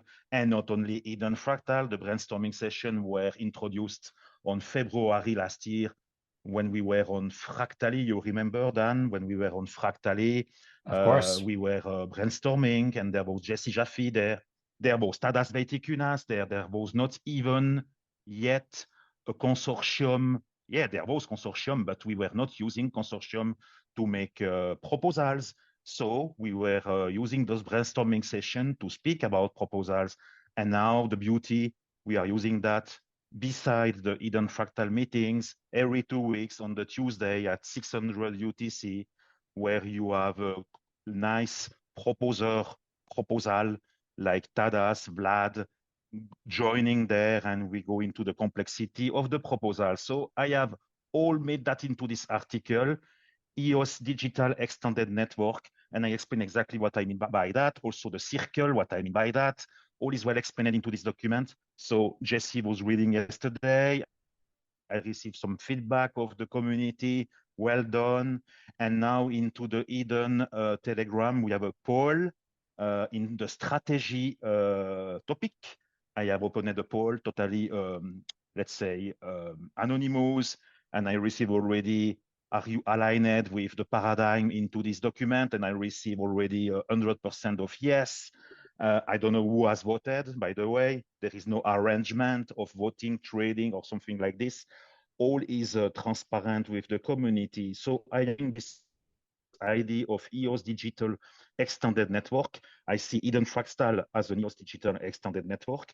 I see Eden himself as an EOS digital extended network, and it is described into the document where we have to define the processes, the goal of Eden on EOS, the goal of the Eden that we are moving forward now on selection top 5 and going on. We are pushing the idea that we have to do processes that are very well crafted, deterministic. The bylaws. Now I come on the chief delegate call. On the last call, we had a discussion about the bylaw, if you will approve the bylaws or not approve the bylaws. And we were focused on, should be more a document where we speak about processes. And the goal of this document should be to have, for example, unclaimed fund, or let's say induction process. This document is all about process. So you have the name of the process, for example, unclaimed fund process. Then you have the input, what should be input, the requirement, the input, and then the output, the outcome. If you can repeat many times the input and you have the same output, that's deterministic. Totally aligned with that with Nathan James. Totally aligned with that with delegate level 1 liaison Jesse Jaffe. Totally aligned with many people into this community that we should have a document representing the process of the kernel. And what is the kernel? Eden OS, the operating system. So it's a sandboxing. And in IT, sandboxing mean you are decoupled the production system of the test system. You test all your things into a sandbox. You can do all the errors that you want. You can make all the failure that you want. Doesn't matter because you are in a sandbox. So we have the right to make failure. We have the right to improve. We have the right to say something that were not okay 5 minutes ago. And then you change your mind and you say, oh, I have made a mistake. I changed my mind. It's okay. For me, that's word mean that. Because it's all about words, gamification, circle, peace treaty, bylaws. We have a lot of words, terminology, and sometimes we don't know even ourselves agree on a common level. What does it mean? So we need words well defined, process well defined, then the people will onboard into Eden on EOS or into other EOS digital extended networks, and they will feel like, oh, wow, that's beautiful. The processes are so well made that we have to behave into the perimeter of those processes, not too much open to the subjectivity. We want to reduce the Rashomon effect. We want to become more objective true. And who is defining the objective true? The process. It's the process that is defining what is permitted, what is allowed, and what is not allowed, what is the perimeter. So every process. So the document will be oriented more in a process way, like a Ricardian contract. Not exactly, because for the Genesis.Eden smart contract, we have already a Ricardian contract. So the bylaw document will be more turned into a kind of how the process works, but not in the implementation, into the definition of the process, how it works, what to expect when you use the unclaimed fund process, what to expect when you use the induction process. By the way, I am working with Jesse on an item of the Google spreadsheet. We have a Google spreadsheet with all the project and topics that we do on this Tom 5, and not only beyond, because the civil protection mechanism of Jesse is not only for Tom 5, it's for beyond. And it's not only for Eden on EOS, it's also for Antelope networks. And the dGov of Chris is not only for Eden on EOS, it's for generally. So we have to think about the things generic. At the same time, we solve the specific problem that we have. We have specific problem, but we can think generic. So that's what we want to do. No pressure, no time on the shoulder, no agenda. I have no personal agenda I have an agenda of what I do into Eden on EOS. I know exactly what I do. But I have no personal agenda about the capture and all these things. Also, I don't want to see captured or violated and all these things. And I am here because I love what I do. And I think we have to know also what we do. And most important, we have to know why we do. And the whyology is very important because the people, let's say, people of the exterior will not buy what you are doing or how you are doing. They will buy because they believe in the why that you represent. So totally aligned with that. So this document that I have wrote yesterday, that's just the summary of how I see, and that's my opinion. I have to precise all what I say is my opinion for sure, but I repeat, that's my opinion, how I see the EOS digital extended network. And by the way, that's make Eden. EDEN, that's make Eden. And Eden is the EOS digital extended network without the S. But thanks to the EOS digital extended network Genesis 1, so the Eden, we can create many digital extended network. If you prefer, let's say DAO, but I am not a favorite of this terminology of DAO, like I was never a favorite of the terminology of cloud. Because if you go to a customer or some, let's say customer, someone with who you want to work, and you say, I will build a DAO or I will build a cloud that will be on the blockchain, doesn't matter. They don't matter about that. The people want to see what you will build. Web3 solution. They don't are so focused if there is a blockchain behind, how it is working and all. So you have to explain the things, why you are doing all that. And in this document that take me a while to write that because the English is not my first language for sure. I was thinking a while how I can write that in order that it is digest, that the people can digest what I have written. And it is not a technical document. It's not coding. It's not for developers. It's very abstract, but at a level that everyone can understand. So Jesse was reading that. He was giving me his honest opinion on the document. He said, the best document that I have wrote until that I am since that I am into the ecosystem. And by the way, that doesn't matter. I am not here for the flowers and that, for sure. I was never paid.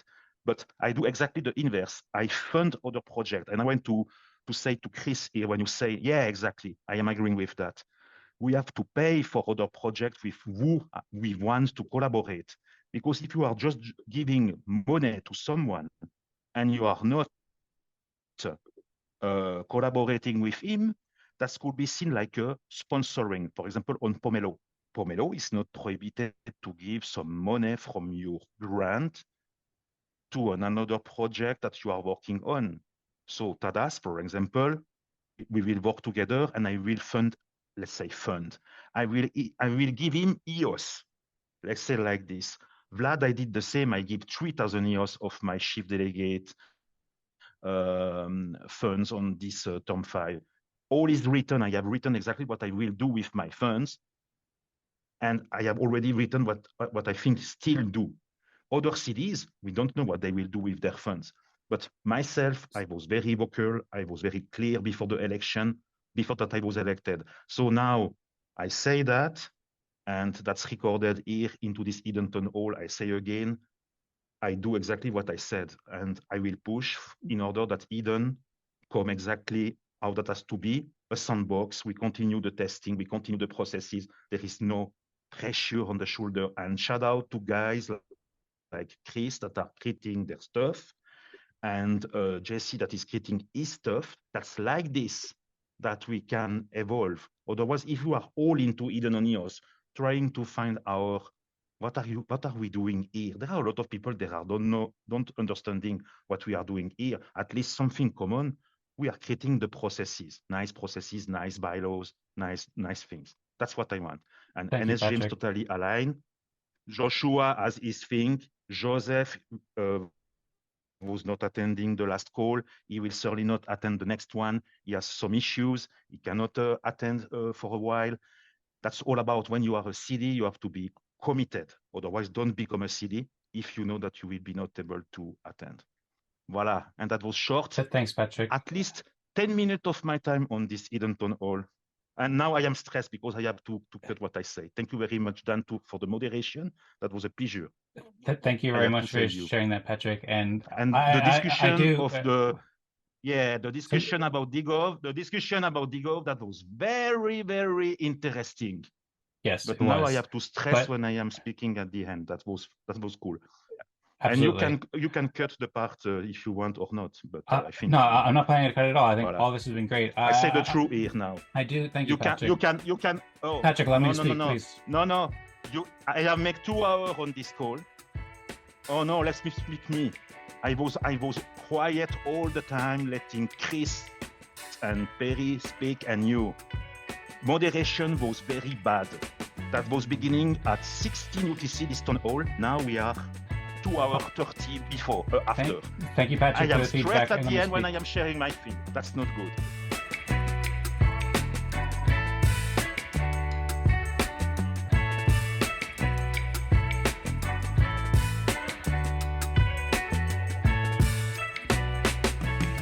We can talk about this later. You have good points to some degree, but let's move on. And please do not interrupt me again. Okay. If you interrupt me again, then I will remove you from the room. I love you, Patrick. I appreciate what you're doing, but you can't keep speaking over me. Okay, thank you. So anyway, you should moderate better. I would just like to. Okay, Patrick. Thank you. It's been a pleasure speaking with you. I'll talk to you later.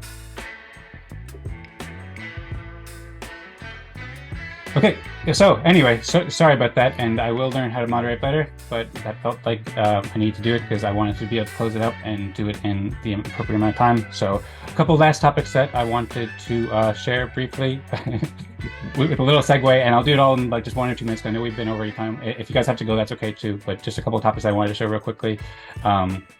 So for one thing, the Eden Fractal delegates approved an MSIG change this week. I put together an article at edenpairs.com/MSIG where you can see basically all of the work that we've been doing over the past 10 weeks. There's been about 10 proposals that people have made to change the MSIG, and I also tried to build this for a basic introduction to people for the MSIG too, so people can learn what is an MSIG and so forth, and then see all of the proposals and then many design considerations and recommendations for the MSIG. It's quite a long article, but it provides a pretty comprehensive resource for what we're doing with the Eden Fractal MSIG. And just this past week, I think it helped us approve a proposal to update the MSIG. So we discussed this previously in week 32 and also week 34. We had pretty long and detailed discussions about the MSIG in both of these meetings. The MSIG, for anybody who's not familiar, it's a way to share permissions for how the contracts work and how the accounts work and so forth.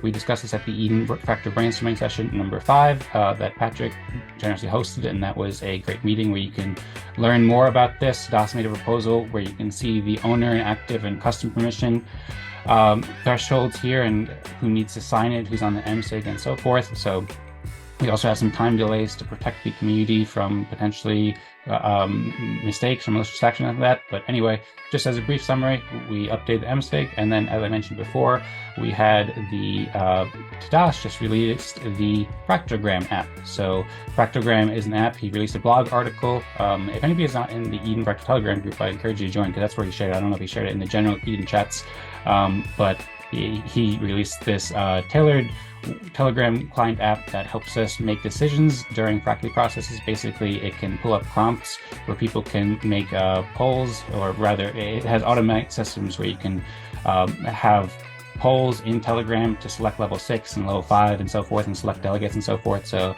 I've used this at the past 2 meetings and it worked quite well. So anyway, I just figured I'd show you that. I know we got kind of derailed by the conversation there. I'm also starting to curate an article about it too, and we also use it, and you can see in the Eden Fractal 34th meeting. Once again, Chris and Perry, I apologize that this got rather out of hand. I should have done better, and one of the main things I'm going to learn how to do is learn how to use the mute button, because for some reason I don't know how to use it. I hit the mute button and nothing happens, so Patrick kept getting unmuted, and I certainly have a lot of work to do as a moderator. But I really appreciate you joining and sharing all the helpful information. Hopefully overall it was very valuable for you, and I'll certainly work to improve. But thank you so much for being here and all the support and all the great work that you guys both doing. And sorry for going over time too. I think you're doing an absolutely amazing job. And I'm so fortunate that we have guys like you and Chris who are able to speak at any speed and keep multiple things going on and multiple conversations and text and talk at the same time. I don't know how I would do that. And I appreciate it 100%. And I also want to point out, I answered the question of why I was in Eden. I don't know if you guys remember it, but the last point, I made some pretty serious comments about why I was there. And then the last comment that I made, the last reason why I joined, was that I'm using this to launch my comedy career. So I'll say that I'm going to use the end of this video as part of, I'm just kidding. It sounds good. Well, thank you very much for the kind words, Perry, and I'm looking forward to your comedy career. I'm sure you have a lot of material built up by now. endless material. My God. Yeah, and then when we can all at least look back and laugh, right? We can all recognize the passion for what it is, and sometimes it's a little less filtered than other times. Yeah, Dan, I wouldn't. I think Patrick's intention is to provide feedback, so calls could be more flowing, and that's, I think, where he's trying to go. I think he maybe said it in a bit more aggressive way than it was necessary. I think you are doing a great job and you're doing the best that you can. And I think in the end, the only suggestion I'd have about this one is just you had too many items on the agenda, but that's just being ambitious. A lot of good things to talk about. It's not, I mean, I get it. But in the end, I think it's just stuff takes longer, and I'm fairly long-winded, so I get it. Yeah, I can be cut off. It's no problem. My feelings won't be hurt. But yeah, otherwise, yeah, good job. And we'll just maybe just shorten the agenda, and then you won't have as much concern about not getting through it. Thanks. I appreciate that a lot, Chris. And I agree. The agenda was quite long. This is the first time that I tried pre-scheduling the agenda all in advance. And then when Patrick joined, usually we had been setting the agenda right at the beginning of the meeting. So I can understand how Patrick could be thrown off by that, but it was set in advance. And anyway, I'll learn to both try to set a shorter agenda, and then perhaps I'll jump in the conversation. But I was really enjoying the conversation. Felt it was really valuable too, so I didn't want to cut you off too much. But great feedback overall. Thank you. Very much learning as I go, so I'm sure it'll be a lot better in the future, and I hope Patrick doesn't mind at all or whatever. But I appreciate the feedback, and we'll work to improve. But I hope everybody enjoyed it, and you guys are both doing an awesome job too, obviously. So thank you so much for both all the support and all the great work that you're doing. Is there anything else we should discuss before we wrap it up, or shall we wrap it up? Well, I normally end the meeting with Patrick and his call, and then I have my response to that, but we can't go there, so we can't do it today. Thank you, gentlemen. Thank you. Thanks, Barry. Awesome. Yeah, I think good call. Good time to end it. To be continued. Yeah, should I do it? Just to be continued. How about we say a quick go Eden on no, 3, no. 2, 1. Okay, well then go Eden. All right. Okay. All right. 1. Okay, 1, 2, 3. Go Eden. Okay, cool. Thanks so much, Chris. Thanks so much, Perry. Thanks so much, everybody, for watching. Hope you have a great day. Hope you enjoyed. And yeah, thanks especially, Chris, too. I love what you're doing. I'll talk to you soon. Awesome. See you, dude. Bye. All right, see you. Bye.